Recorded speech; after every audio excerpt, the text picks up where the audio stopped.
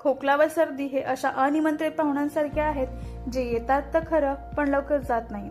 पण काळजी करू नका, या अनिमंत्रित पाहुण्यांपासून वाचण्याचा सर्वोत्तम उपाय तुमच्या किचनमध्येच लपलेला आहे. त्यासाठी 8 ते 10 काळी मिरी, 2 इंच आल्याचा तुकडा, 8 ते 10 लवंग, थोडासा ओवा, 2 ते 3 तुळशीची पाने आणि 2 ते 3 दालचिनीचे तुकडे या सगळ्यांना कुटून बारीक करून घ्या.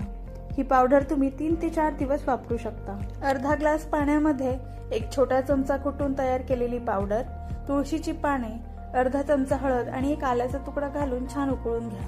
लहानांपासून ते वयोवृद्धांपर्यंत सर्वांसाठीच हा काढा अत्यंत उपयुक्त ठरतो. हा काढा घेऊन तर पहा, तुमची सर्दी खोकला कुठल्या कुठे पळून जाईल.